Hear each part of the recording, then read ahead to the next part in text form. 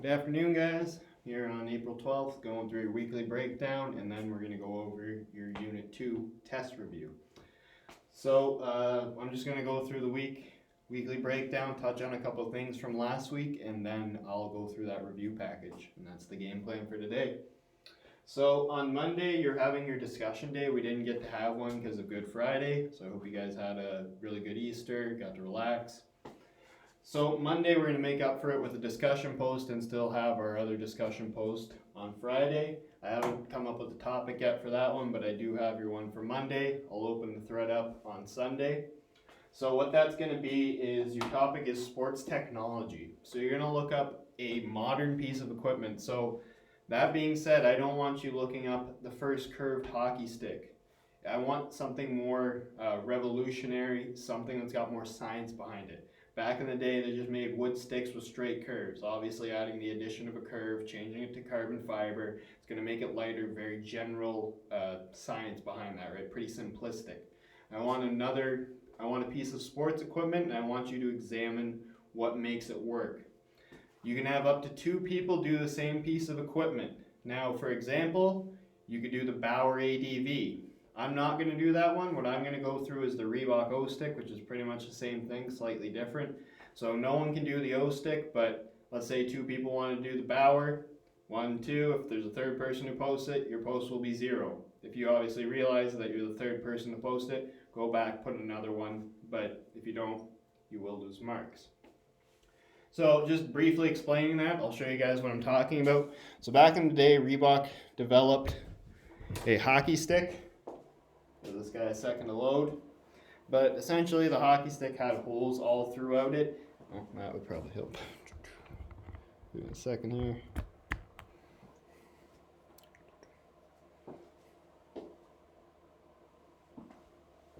Right, so it had holes all throughout the shaft. The idea was that you're going to decrease drag, increase torque and power because you're going through the motion quicker.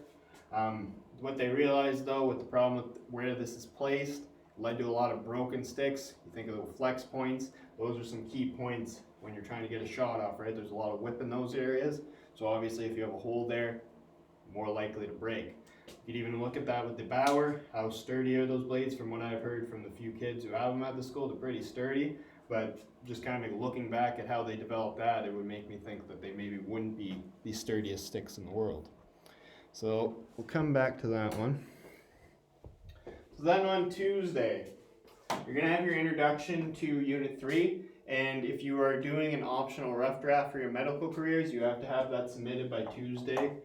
Any point during the day is fine as long as it gets in. Early Wednesday's fine, but don't push it. You can do your intro to Unit 3 after we're done Unit 2 if you want. It's up to you. We're going to continue it on next Monday, so your test is on the Tuesday. So if you want to wait and look at those notes after we're done the unit, that's fine. If you want to, do them, get them over with. However you want to order, or however your order of operations works. Okay, Wednesday, Thursday, those are your designated review periods. So this note's going to be relatively short, so pretty much Tuesday, Wednesday, and Thursday you have dedicated to completing the review. The review is pretty lengthy, I'm not going to lie about that, but that being said, that's not to say that every practice questions are going to be on there as a short answer, right? Those short answer questions will probably be converted to 1 or 2 multiple choice, and then I'll keep a handful of them. So again, it's long, but keep the level of detail relative to the topic, right? If we didn't go into too much detail on it, probably don't need to. I'll tell you guys for free, you don't need to know any dates or statistics related to previous epidemics, or pandemics, sorry. So don't worry about those. So that's your breakdown for the week. It was pretty good last week, nothing to touch on, I don't think. You guys started your papers, did your note. Yeah, pretty straightforward. If you're having any problems with your paper, send me an email. Again, rough drafts due by Tuesday. But that's it for your breakdown. So now we'll jump into your review. So first off, we're starting with some definitions. I'm just going to scroll through these and highlight them as I go. It's going to be pretty quick here. So you're going to want to add more detail to your notes afterwards. But get a good general sense, and you can watch this once or twice before your test. So, nutritional disease related to an insufficient amount of a nutrient in your diet or inability to process it. The body cannot grow and develop, function, or do bodily processes without a nutrient. A particular nutrient, I should say. Disease, so this is just the general type of disease that we're looking at. So anything that causes the body to go through abnormal processes. Hereditary disease, so something that is genetic, either meaning you inherit it or it's a result of modified genes or defective genes. Infectious disease means it can be spread. We'll come back to that term in a second. Cardiovascular disease, anything that affects the heart or blood vessels. You don't want to think respiratory too. Those two kind of get commonly mixed up because we're thinking about oxygen supply, but the respiratory tract, even though it works with the cardiovascular system, is very separate. Communicable and non-communicable. So if it's a communicable disease, it can be passed on. Non-communicable can't be spread. Pathology, so that's studying how the disease affects the body. Epidemiology is how is it spread throughout a population. And then etiology is concerned with just how do you acquire it. So they're very similar. So again, pathology here, what does it do physically to your body? Epidemiology, what does it do in a large area? How can you contain it within that area? And then etiology is how does it actually get into your body and cause the virus to develop. Diagnosis, prognosis, you should be familiar with these after last week. So diagnosis is looking at what is the injury, and prognosis is what is the outcome of the injury. Viral specificity, so you're looking at here how many cells can the virus target. If it can only target one, it might not be that bad of a virus. If it has a lot that it can target, it's obviously more deadly. An immune response, so the response of the cells and blood vessels and fluids of the body in response to a foreign object. An antibody, again, you can remember these guys are produced by your B cells. An antibody is a protein that attaches to a virus and attaches on the antigen, which signals it for or to be killed off by a macrophage later on. A vaccine, so a dead or weakened form of virus so that the body can be familiar with it and fight it off if the body does come across that particular virus. Pharmacology, the study of drug and drug action, so how does it affect the body and what are you trying to use the drug for? So what are the three types of prevention? Provide an example of each. So we have primary, tertiary, and secondary. Zoom in here. So primary, again, is going to be you're preventing the problem from happening. And then primary, prevent it from happening. So an example with this COVID-19 stuff would be washing your hands, social distancing. You're preventing the disease from spreading from anyone. You're stopping it from coming in. Secondary would be the identification and quick action on any problem. So in this case, it would be identifying the symptoms, going to the doctor, and getting validated that you do or do not.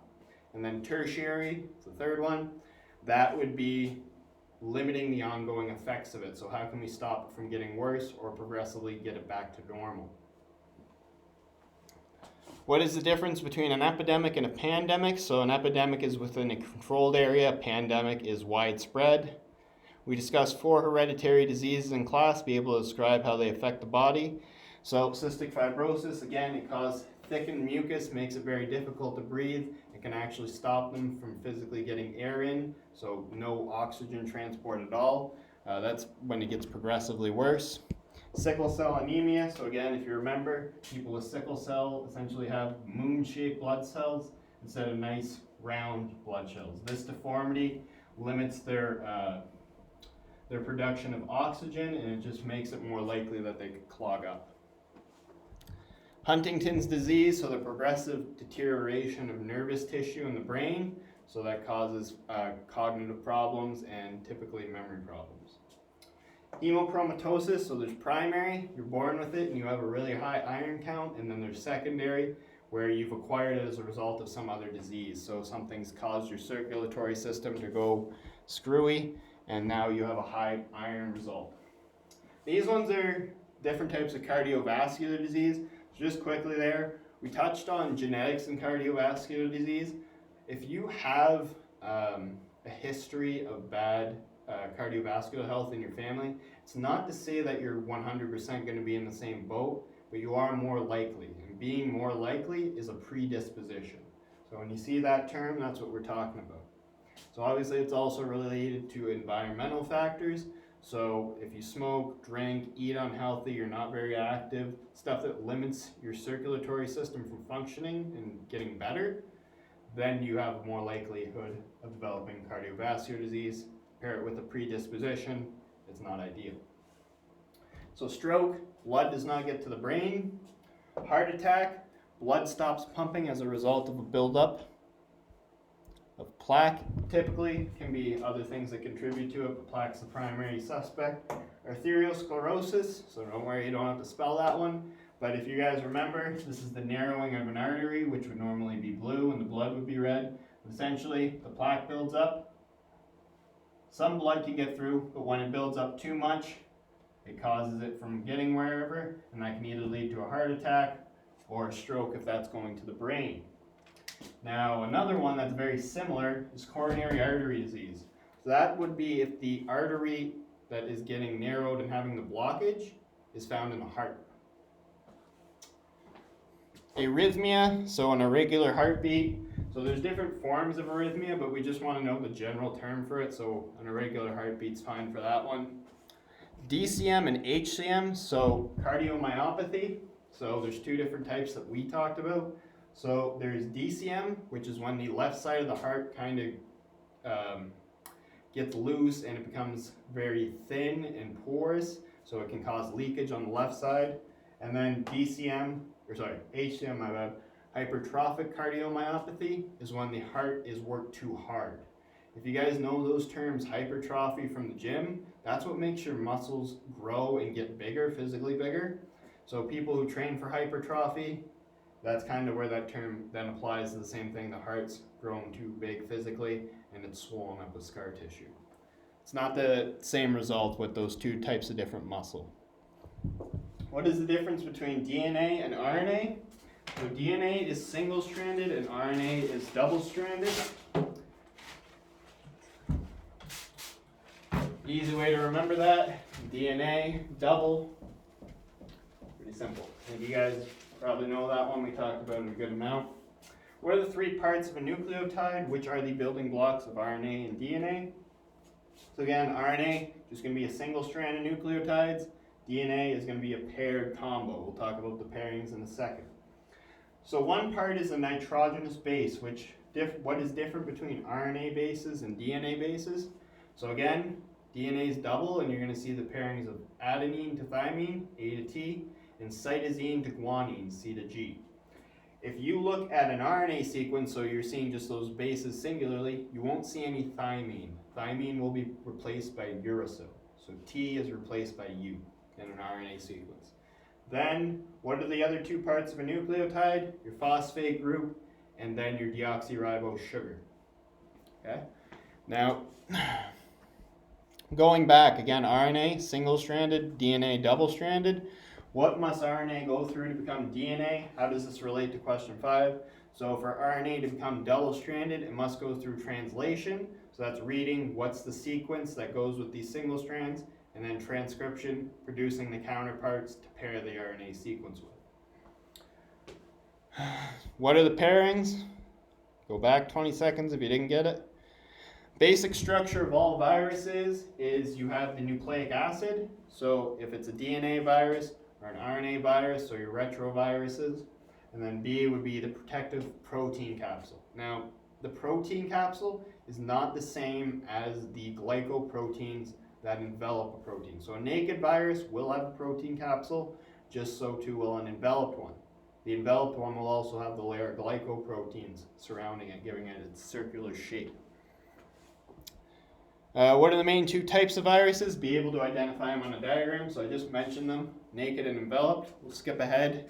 You guys will see at the bottom here, there's a couple pages of diagrams. So again, on the left here, you have the naked virus, and on the other side, you have the enveloped one. So again, you got that layer of glycoproteins on the outside.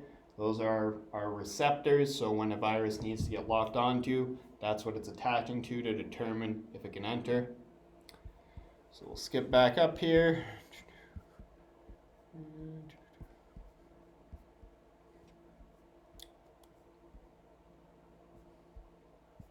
Okay.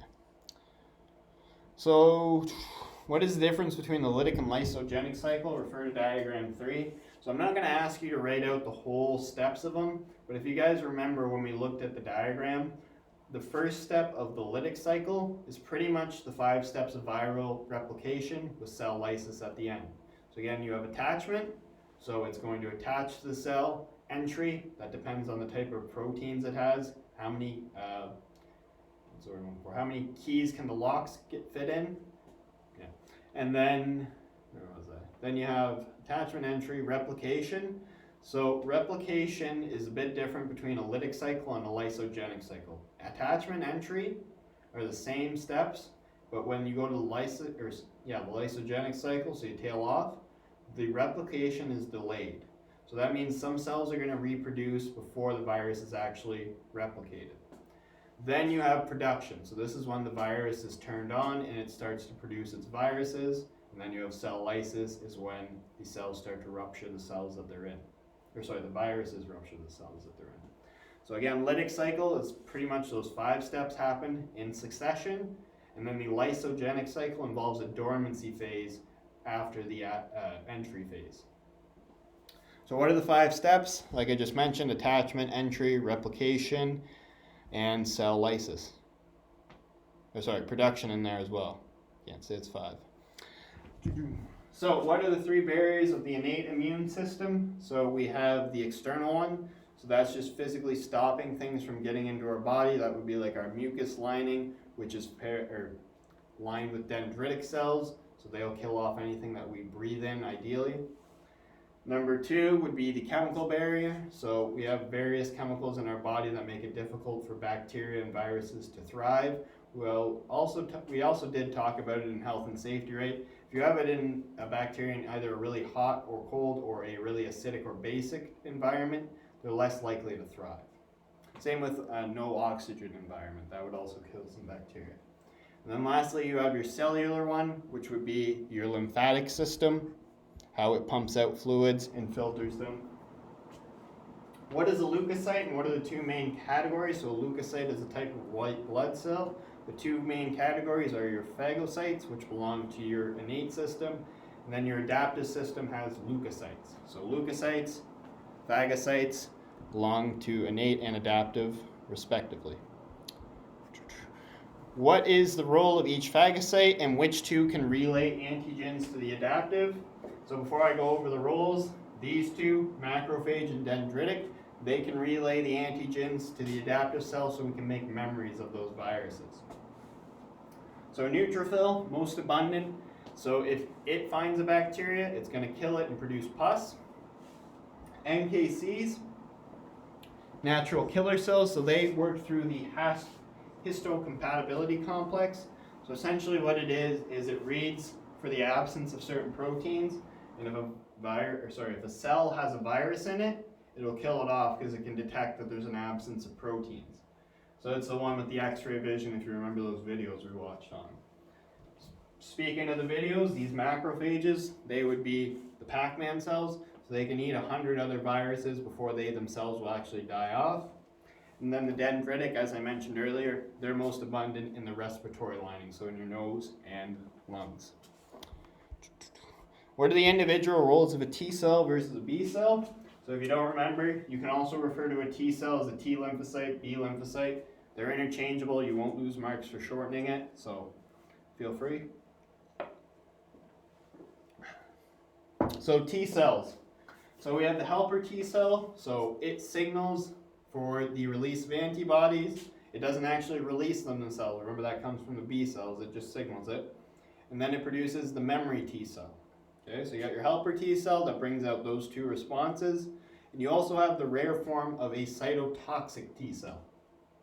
So a cytotoxic T cell, again, if you want to remember which one it goes to, cytotoxic doesn't have a B in it, so it goes to the T side. So cytotoxic can identify any cell in the body that is sick or weakened, and it can kill it off, which is apoptosis, organized cell disruption, or death, not disruption. Dispackaging is also a nice word for it too, because when cells die off, not through apoptosis or unexpected cell death, their components, their different organelles, they kind of just aren't utilized right. I'm not too sure exactly how the difference comes, but when the cell knows it's going to die, it can leave its organelles to be used again. Got to go over the B cells. So the B cells, again, both these guys make memory cells, but the B cells, their main role is they're going to send out those antibodies. And just circling back to T cells, we specifically talked about CD4 cells with HIV, so I'm going to skip down to this diagram at the bottom here. So HIV progression. So here you have your initial infection or transmission of the disease. So that means after you get the disease, you might not have either a low CD4 count, so that's a type of T cell that gets killed off by the AIDS virus, or you might not have a high enough level of the HIV cells for your body or for the test to recognize either or. So it's a very rare problem, but obviously you can see this would be translated to a ton of other tests, right? If your levels of them aren't high enough, you can't pick up on them. So obviously there's variance in testing, right? How much is each level do we need to look for the virus, so on and so forth. Okay, but while we're here, we'll also talk about acute HIV, chronic, and AIDS. So acute HIV is 2 to 4 weeks after the initial transmission. You experience flu-like symptoms, but not too much. That's unnoticeable, then chronic leads to the flu symptoms, and then there's the dormancy phase. So the dormancy phase can last a varying amount of times. I'm not too sure how short of a time it is, but in theory it could probably present itself overnight. And then you have AIDS. So this is when your cell count falls below 200. So these little CD4 cells, if you have less than 200 of them for 1 cubic millimeter, so a really small area, you're classified as having autoimmune disorder.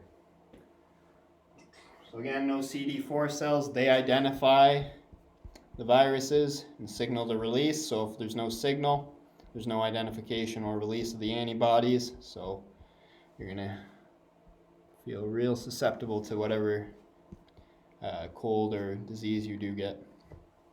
So what are the criteria for a pandemic? Hint, the answer is in the question. So I won't answer that one. What are the 3 criteria? So again, it spreads rapidly, it's a new disease, and it infects humans. What are the main 2 structural components of the flu virus? So that would be the H and the N spikes. The H spikes are what get you in, the N spikes destroy the actual proteins. What 3 coronaviruses have caused pandemics in recent history? So we have COVID-19, the current one. We also have SARS and MERS, okay?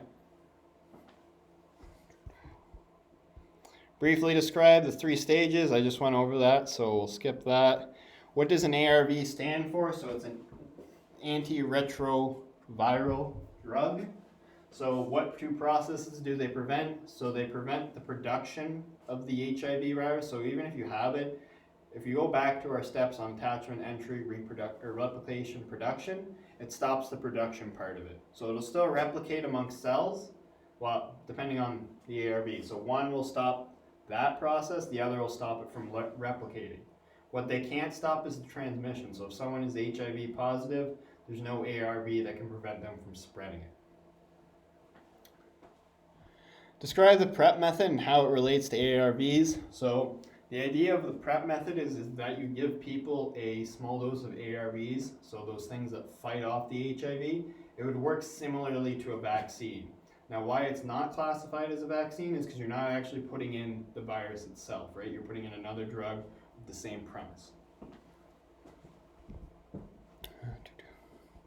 What is the difference between Western medicine and naturopathic medicine? So I'll tell you a free multiple choice question here. Who is the father of Western medicine? Hippocrates, you're going to need to know that one.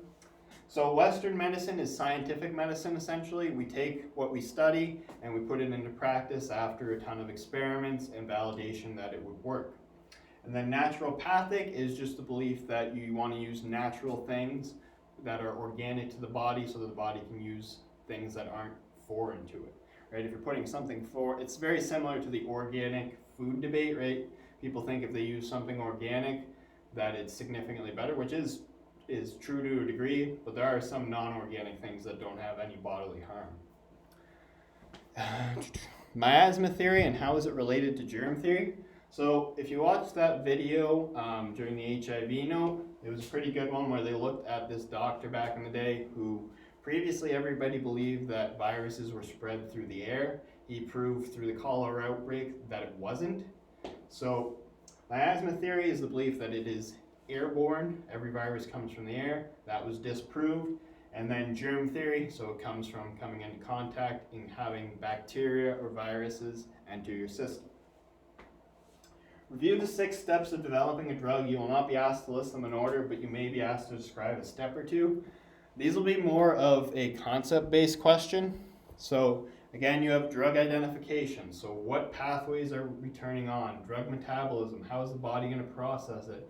Move on to clinical testing, animal testing first, then clinical testing, modifications, and then distribution, right? So be able to describe why those steps are so important to an individual. Okay, then you got your diagrams. We went over those two. We went over that, and went over that.